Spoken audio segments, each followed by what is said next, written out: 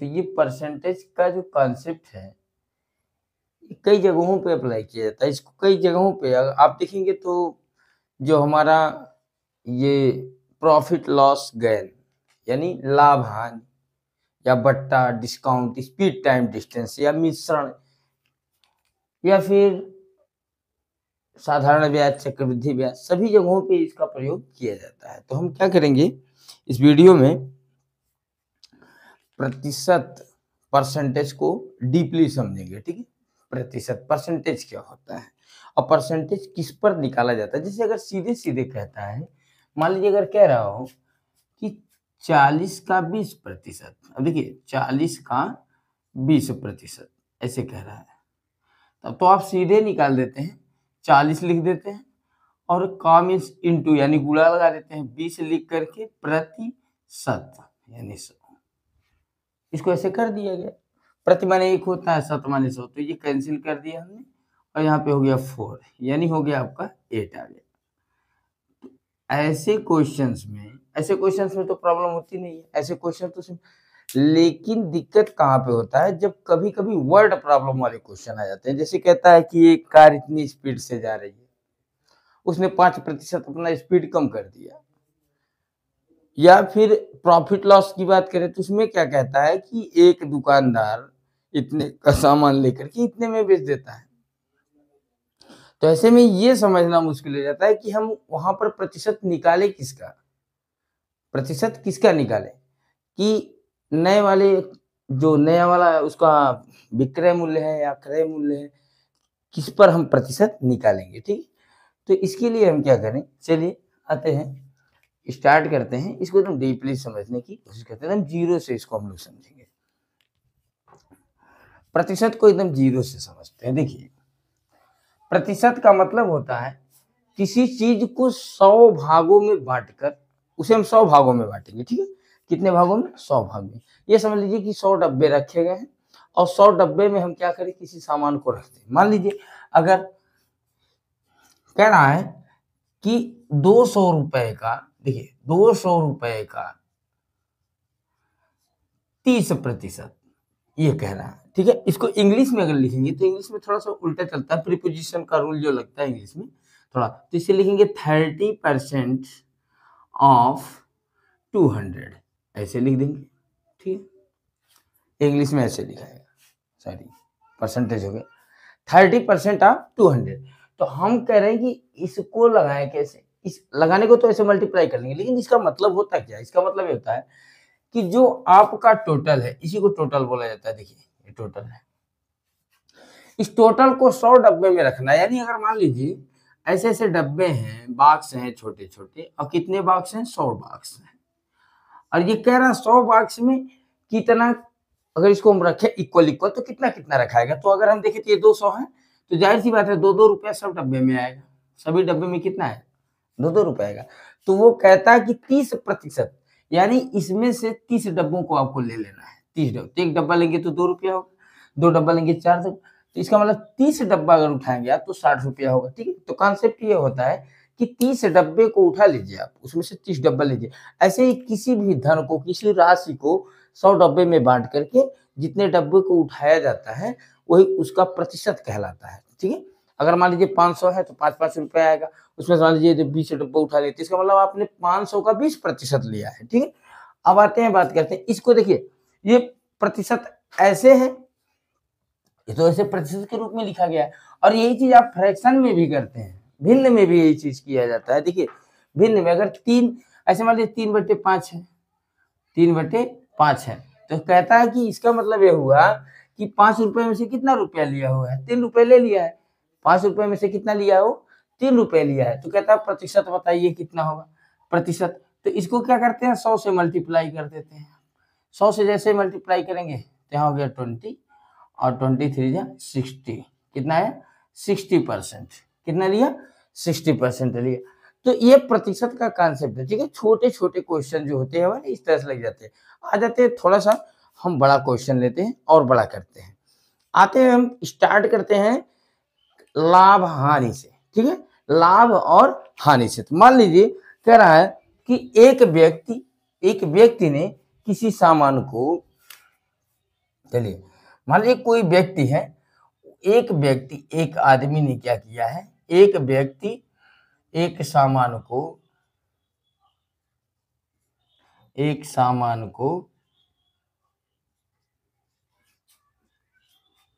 460 रुपए में खरीदता है, ध्यान से देखिएगा, में खरीदता है, 460 में खरीदता है। यदि वह 30% लाभ कमाना चाहता है, देखिए लाभ कमाना चाहता है,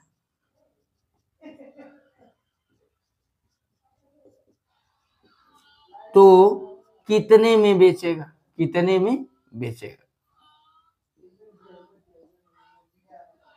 ये देखिए, ये क्वेश्चन है हमारा, कह रहा है कि यदि कोई व्यक्ति 460 में सामान खरीद करके उस पर कितना लाभ कमाना चाहता है, 30% लाभ कमाना चाहता है, तो कितने में बेचेगा? तो समझने की बात यह है, देखिए जब लाभ और हानि और बट्टा का जो सवाल होता है, बट्टा में थोड़ा सा अंतर होता है, ठीक है, बट्टा वाले क्वेश्चन में अंतर होता है। लाभ हानि की बात करें तो लाभ और हानि की जो गणना की जाती है वो हमेशा क्रय मूल्य पर देखा जाता है, क्योंकि आपको नुकसान हो रहा है कि फायदा हो रहा है, आप किसके हिसाब से देखेंगे भाई? लाभ और हानि किसके हिसाब से देखेंगे? क्रय मूल्य के हिसाब से ही तो पता चलेगा, क्रय मूल्य के हिसाब से पता चलेगा। मान लीजिए 5 रुपए का सामान लेकर के हमने 3 रुपए में बेच दिया, तो कैसे पता चल रहा कि हमारा नुकसान हो गया? क्योंकि हमने खरीदा जो था उसी से तुलना करेंगे। अगर खरीदे हुए मूल्य से कम में हम क्या करते हैं, बेच देते हैं, तो वहां पे हमारा क्या होने लगता है, नुकसान होने लगता है, और उससे ज्यादा में बेचते हैं तो क्या होता है, फायदा होता है। तो यही चीज आपको देखना है कि हम किस पर प्रतिशत निकालते हैं, क्रय मूल्य पर कि विक्रय मूल्य पर, ठीक है? या बट्टा जब देते हैं, बट्टा का मतलब डिस्काउंट, जब हम डिस्काउंट देते हैं तब क्या होता है। अभी देखिए, चलते हैं इसको देखते हैं। तो अब इसमें हम खरीदे कितने में है, तो आप सीधे लिखेंगे, हल करने जब चलेंगे तो आपको लिखना होगा क्रय मूल्य कितना है आपका,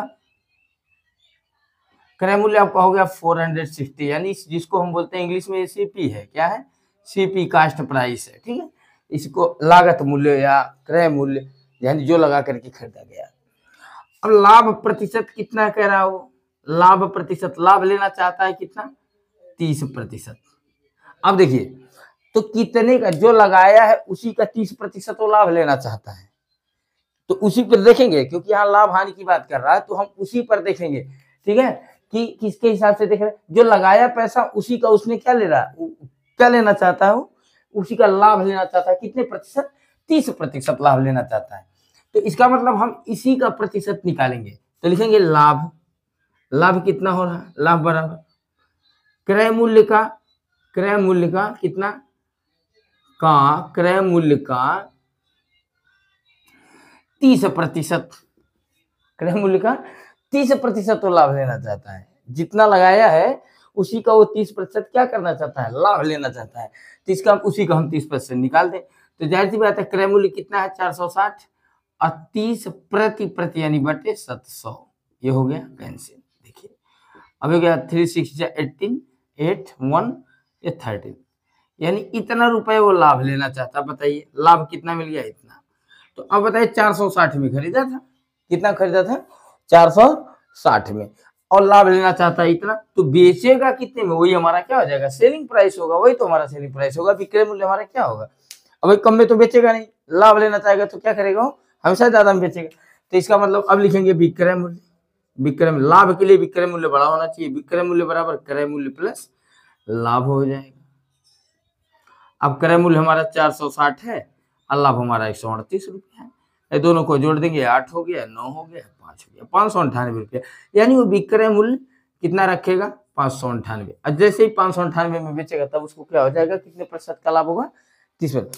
देखिए ये समझना है कि किस पर हम प्रतिशत निकालें, ठीक है। तो देखिए लाभ हानि की बात करें, अगर लाभ हानि, अगर डिस्काउंट नहीं है तो डिस्काउंट वाला क्वेश्चन थोड़ा अलग होता है। देखिएगा डिस्काउंट देने के बाद भी कस्टमर लाभ कमाता है, सॉरी कस्टमर सेलर जो होता है, शॉपकीपर जो होता है, बेचने वाला, डिस्काउंट के बाद भी लाभ कमाते हैं। आप देखते होंगे मार्केट में जाते होंगे जब सामान लेने, तो कभी कभी होता है कि 10% का डिस्काउंट मिल रहा है, तो डिस्काउंट वैसे थोड़ी दे रहा है, अपने घर से देगा कोई, कभी नहीं देगा।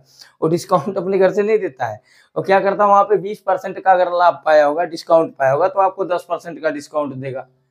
तो वहां पे डिस्काउंट की बात अगर करें तो डिस्काउंट हमेशा एमआरपी पर दिया जाता है, ये याद रखिएगा। डिस्काउंट वाले क्वेश्चन में हमेशा एमआरपी जो होता है, एमआरपी पर डिस्काउंट निकाला जाता है, न कि सीपी पर निकाला जाता है। क्रय मूल्य पर कभी नहीं। कोई भी दुकानदार कभी भी आपको क्रय मूल्य में डिस्काउंट नहीं दे सकता है। आप अपने को रख लीजिए ना, आप कोई सामान ले लिए हमारे 50 रुपए का, और सामान लिए 50 रुपए का, और उसपे लिखा था मूल्य कितना, 80 रुपए, मूल्य लिखा हुआ 80 रुपए, और आप लिए हैं 50 में, तो जाहिर सी बात है 30 रुपए का आपको क्या मिला हुआ है, डिस्काउंट मिला हुआ है, यानी 60% का डिस्काउंट आपको दिया है। कितना दिया है, कितना हो रहा है आपका, 80 है और 30 निकाला है, तो 8 3 आपका हो जाएगा, ओ सॉरी, उसको निकाल लिया जाएगा। मान लीजिए 80 है, 80 उस पर लिखा था, और कितना कितना दिया है वो, 30 रुपए का डिस्काउंट दे दिया, डिस्काउंट। तो डिस्काउंट परसेंट इक्वल हो जाएगा आपका कितना, डिस्काउंट इंटू 100 बाई एमआरपी, ये होता है फार्मूला। तो डिस्काउंट हो गया 30 का, और 100 हो गया, और एमआरपी कितना था उसका, 80 हो गया। 0 0 कैंसिल हो गया, इसको डिवाइड करेंगे हो जाएगा, कितना हो जा रहा है आपका, ये 4 से डिवाइड कर देंगे तो 25 हो जाएगा, ये 2 हो जाएगा, और डिवाइड नहीं होगा, 75/2 यानी 37.5, इतना परसेंट का उसने डिस्काउंट दिया। 37.5% का डिस्काउंट उसने आपको दे रखा है। तो आप क्या करेंगे, अब जब वो 37.5% का डिस्काउंट उसने दे रखा है आपको, तो अगर आप इससे जरा सा भी ज्यादा डिस्काउंट देंगे तो आपका नुकसान होने लगेगा। तो क्या होता है, तो आप क्या कहते हैं, तो मान लीजिए शॉपकीपर हैं आप, सेलर हैं, तो आप क्या करेंगे, कस्टमर को लालच देने के लिए कह देंगे हमारे यहाँ 20% का डिस्काउंट, क्योंकि आपको मिला कितना, 37.5% का डिस्काउंट, और आप दे रहे हैं कितना, 20% का केवल डिस्काउंट दे रहे हैं, तभी आपका क्या हो जाएगा, लाभ होगा। तो इतना याद रहे कि बट्टा वाले सवाल पर, यानी डिस्काउंट वाले सवाल पर हमेशा परसेंटेज किस पर निकाला जाता है, एमआरपी पर निकाला जाता है। ठीक है, एमआरपी के अकॉर्डिंग देखा जाता है। और लाभ हानि की बात करेंगे तो लाभ हानि तो हमेशा आपको किस पर देखना है, इसी पर देखना है, जो आपका सीपी है, कास्ट प्राइस है। ठीक है, तो इस तरह से आप क्या करेंगे, फार्मूला जब अप्लाई करेंगे परसेंटेज का, तो इसी तरह से अप्लाई करेंगे। और रही बात फार्मूले की, तो फार्मूला यहाँ पे कुछ करना नहीं है, बहुत ज्यादा नहीं, देखिए जिस अब परसेंटेज निकालने की बात करें हम, देखिए सुनिए, अब परसेंटेज अगर सिर्फ निकालने की बात करूं मैं, तो ये नहीं होता है कि आप परसेंटेज निकालने के लिए हमेशा ये फार्मूला लगाएंगे कि बाई क्रय मूल्य नीचे हमेशा लिखेंगे, बटे क्रय मूल्य, ऐसा नहीं होता है। आपको क्या करना, प्रतिशत का एक ही फार्मूला है, प्रतिशत का सिर्फ एक फार्मूला है। देखिए प्रतिशत अगर आपको निकालना है, प्रतिशत क्या होता है, देखिए प्रतिशत अगर पूछता है तो इसका फार्मूला होता है परिणाम। देखिए परिणाम, अब देखिए ये फार्मूला सब जगह अप्लाई होता है, परिणाम गुणे 100 बटे कुल, टोटल जिसको बोलते हैं, यानी इंग्लिश में लिखें इसको तो रिजल्ट इंटू 100 बाई टोटल। देखिए ये हो गया आपका परसेंटेज का फार्मूला, यही लगेगा। अब कह रहा है कि ये फार्मूला कैसे, अच्छा ये फार्मूला वैलिड कैसे, जैसे अगर मान लीजिए वो कह रहा है लाभ का प्रतिशत निकालिए, किसका प्रतिशत, लाभ का प्रतिशत, तो आपको रिजल्ट की जगह पे लाभ लिखना है। क्या लिखना है, लाभ गुणे 100 बटे टोटल। टोटल किस पर देखा जाता है, लाभ हानि किस पर देखा जाता है, अभी थोड़ी देर पहले बताया मैंने, लाभ हानि हमेशा किस पर देखेंगे, क्रय मूल्य पर देखेंगे। तो टोटल की जगह पे हमेशा आप क्या लिखेंगे, क्रय मूल्य यानी सीपी लिखाएगा। ऐसे हानि अगर बात करें तो हानि आपका अगर देखें तो हानि भी किसके अकॉर्डिंग देखा जाता है, क्रय मूल्य के अकॉर्डिंग ही देखा जाता है। तो यहाँ पे भी क्या हो जाएगा आपका, लाभ गुणे सॉरी हानि हो जाएगा, हानि गुणे 100 बटे क्रय मूल्य। ठीक है, तो ये हो गया हानि क्वेश्चन। ऐसे ही मान लीजिए आप एग्जाम में कहीं परीक्षा दे करके आते हैं तो क्या करते हैं, परीक्षा दे करके आते हैं तो रिजल्ट निकलता है, तो आप परसेंटेज निकालते हैं। तो उस परसेंटेज को निकालने के लिए तो वहां पे भी देखिए आपका प्राप्तांक परसेंटेज, यानी ऑब्टेन्ड मार्क का अगर परसेंटेज निकालेंगे तो यहाँ पे हो जाएगा प्राप्तांक गुणे 100 बटे, अच्छा किसके अकॉर्डिंग आपका फेल पास माना जाता है, कुल नंबर के, तो टोटल नंबर हो जाएगा कुल अंक, ये हो गया। तो ये देखना है कि किसके आधार पर कौन सी राशि देखी जा रही है। ठीक है, जो राशि जिसके आधार पर देखी जाएगी उसी को हम कुल मानेंगे, उसी के अकॉर्डिंग हम परसेंटेज निकालने की कोशिश करेंगे। चलिए आते हैं, देखते हैं कुछ क्वेश्चन और देख लेते हैं। इसमें हम मान लीजिए एक व्यक्ति, मान लीजिए क्वेश्चन है हमारे पास, एक व्यक्ति किसी वस्तु पर, ध्यान से देखिए, किसी वस्तु पर 20% की छूट दे करके, छूट देकर 20% का लाभ अर्जित करता है, का लाभ अर्जित करता है। अब देखिए ये व्यक्ति है कोई, वो 20% की छूट दे रहा है वस्तु पर, और 20% की छूट दे करके फिर 20% का लाभ कमाता है। वस्तु का आपको क्रय मूल्य बताना है, क्रय मूल्य ज्ञात कीजिए। यहाँ देखिए, इसके मैं वैसे ही लिखा हूँ, समझ लीजिएगा। क्वेश्चन मतलब ऐसा नहीं कि मैं क्वेश्चन कहीं से देख करके लिखा हूँ, क्वेश्चन ऐसे ही लिखा हूँ, बस आपको समझना है इसे कि ये क्या कह रहा है। मान लीजिए कोई वस्तु है, इस वस्तु पर एमआरपी तो कुछ होगा ही, एमआरपी, तो मान लेते हैं इसका एमआरपी एक्स है। कितना है? एक्स है। ध्यान से सुनिए, एमआरपी क्या है? एक्स है। तो वह डिस्काउंट पाया होगा तभी डिस्काउंट देगा, ऐसा तो है नहीं जितने में लाया होगा उसमें से 20% आपको छोड़ देगा, कभी नहीं। 100 रुपये सामान ला के आपको 80 कभी देगा? कभी नहीं देगा।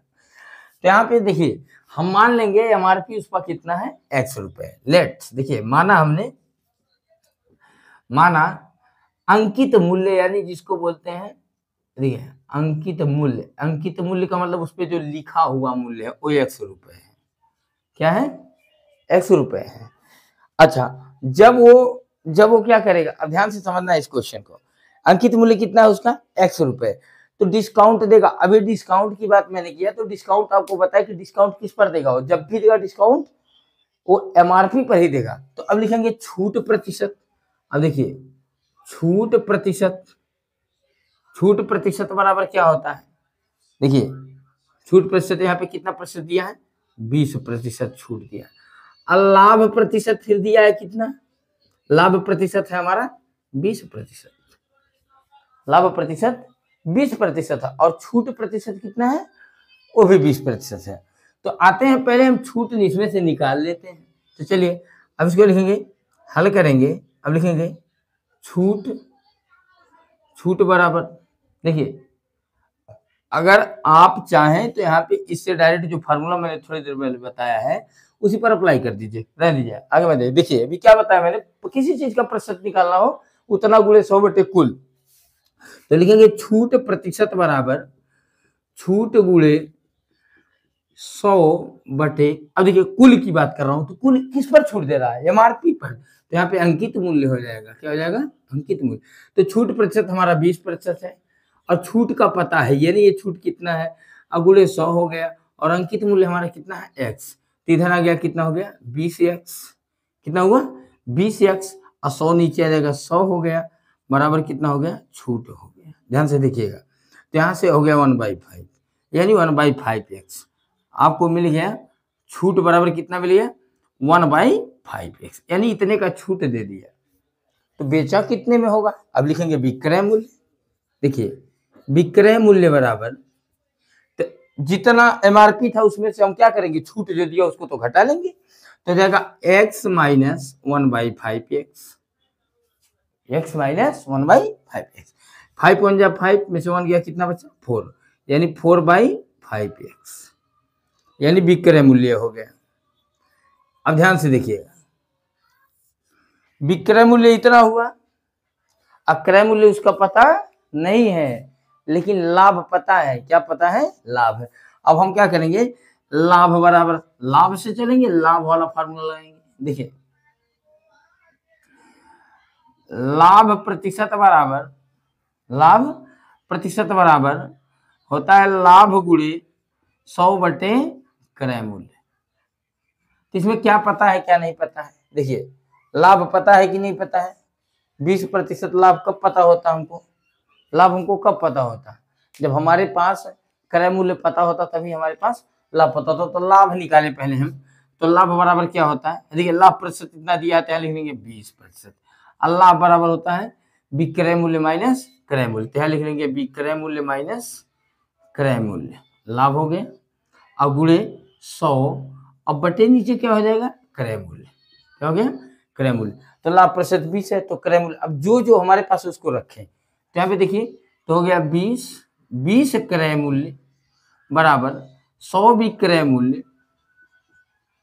100 विक्रय मूल्य। तो विक्रय मूल्य हमारे पास यहाँ देखिए लिख लेंगे, अभी लिखा जाएगा ये वैल्यू विक्रय मूल्य। 100 विक्रय मूल्य माइनस 100 क्रय मूल्य। अब इधर आएगा देखिए कितना आ जाएगा? 120 क्रय मूल्य बराबर 100 विक्रय मूल्य। ध्यान देखिए अभी हो जाएगा आपका 120 क्रय मूल्य, यहाँ से चाहे कैंसिल कर दे तो ये 0 0 क्या हो जाएगा? ये कैंसिल हो जाएगा यहाँ से। तो 12 क्रय मूल्य बराबर हो गया आपका कितना? 10 विक्रय मूल्य। अब यहाँ पे 10 विक्रय मूल्य का मतलब 10 गुणे विक्रय मूल्य का वैल्यू रखेंगे कितना हो जाएगा? 4/5x है 12 क्रय मूल्य। तो क्रय मूल्य बराबर आपका हो गया कितना? 10 गुणे 4/5x, नीचे हो गया आपका 12, 4 तिया 12, 3 हो गया, 5 दूना 10। अब क्रय मूल्य हो गया कितना आपका? 2/3x। देखिए क्रय मूल्य हमारा कितना आ गया? 2/3x। अब ये क्या कह रहा है, इससे क्या पता चला? देखिए अंक नहीं था ना, इसलिए ऐसा लगा। अब देखिए ध्यान से समझिएगा, ये कह क्या रहा है? ये कह रहा है कि इसका मतलब जो अंकित मूल्य है ना, अंकित मूल्य, उस पर जो एमआरपी था x, अगर उसके 2/3 वाले रेट पे बेचते हो तो उसको इस तरह का लाभ मिल जाएगा। इसका मतलब ये हुआ, ध्यान से देखिए, इसका मतलब ये हुआ कि अगर